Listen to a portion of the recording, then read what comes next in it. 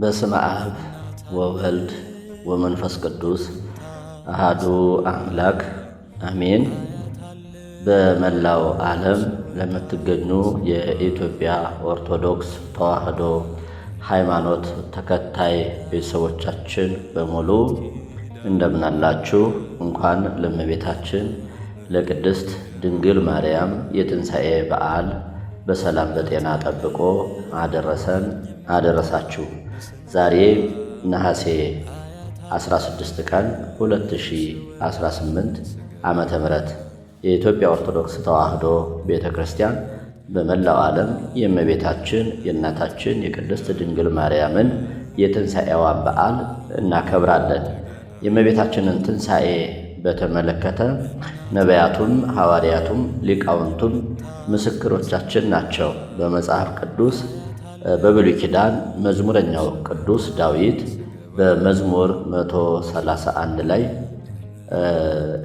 አንተና የመቅደስህ ታቦት ተነስ ወይም የመቅደስህን ታቦት ይዘህ ተነሳ በማለት መቅደስ የተባለች እናቱ ቅድስት ድንግል ማርያምን ከእሱ ትንሣኤ በኋላ እንደምትነሳ ነግሮናል።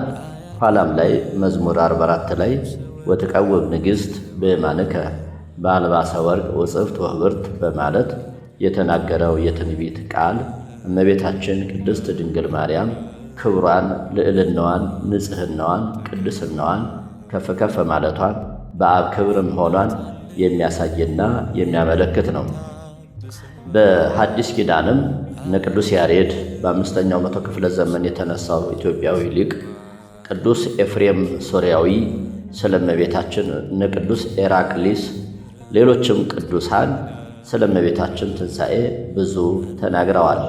ስለ እነዚህ ምስክሮች ስለ መጽሐፍ ቅዱስ ቃልና እውነት እናታችን ቅድስት ድንግል ማርያም እንደ ልጇ እንደ ክርስቶስ ትነሳ ዘንድ ትንሣኤን አልጠበቀችም።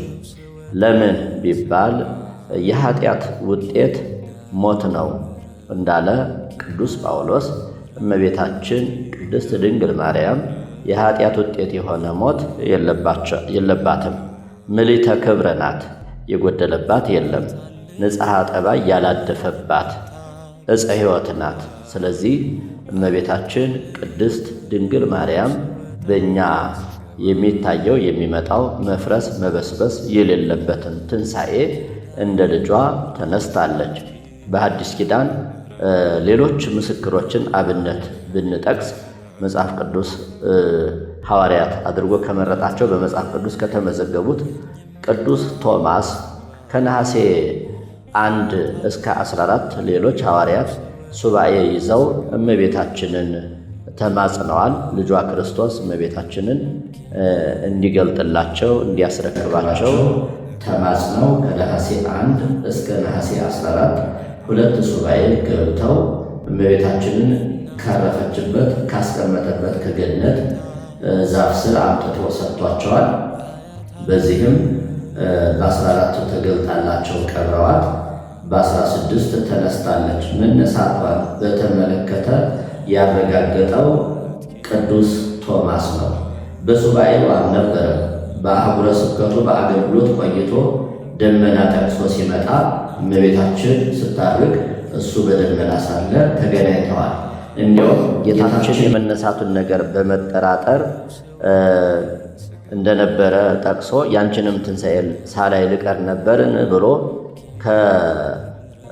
ካለበት ላይ ሊወድቅ ከተሳፈረበት ደመና ሊወድቅ ባለ ጊዜ ትንሣኤን ያየ የለም በማለት መግነዟን ሰጥታው ለሐዋርያት በረከት ሆኖላቸው እንዲቀር ለመነሳቷን መረጃ እንዲሆንላቸው በእውነት መነሳቷን እንዲያምኑ ለቶማስ ምስክርነትን ሰጥታ እሷ አርጋለች። ስለዚህ በመላው ዓለም የኢትዮጵያ ኦርቶዶክስ ተዋሕዶ ቤተ ክርስቲያን ሃይማኖት ተከታዮች በሙሉ የእመቤታችንን ትንሣኤዋን እንሆ በታላቅ ክብር ያከብራሉ። ስለዚህም እንኳን አደረሳችሁ። እመቤታችን ቅድስት ድንግል ማርያም በምልጃዋ በቃል ኪዳኗ በቅድስናዋ ትንሣኤ ሕሊናን ትንሣኤ ልቡናን እንድታደለን ምልጃዋ ሁላችንም ይራዳል። የእሷ ትንሣኤ እንደገና ሞት ያለበት አይደለም። ቅድም እንዳልኳችሁ ሞት የኃጢአት ውጤት ነውና ለምሳሌ በብሉይ ኪዳንም በሐዲስ ኪዳንም የሞተው የተነሱ አሉ።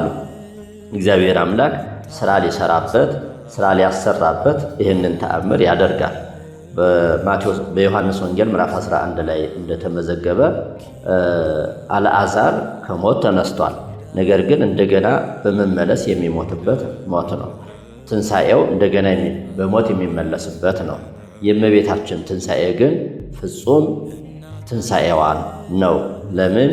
ንጽሕት ቅድስት ምልዕተ ክብር ናትና በእሷ ኃጢአት አልነበረም የለባትምና የእሷ ትንሣኤ እንደ ልጇ የሆነ ትንሣኤ ዘጉባኤን ሳትጠብቅ ተነስታለች። ስለዚህም እንኳን ደስ አላችሁ፣ እንኳን ለዚህ ዕለት አደረሰን። መልካም የትንሣኤ በዓል ይሁንልን። እመቤታችን በምልጃዋ ትራዳን።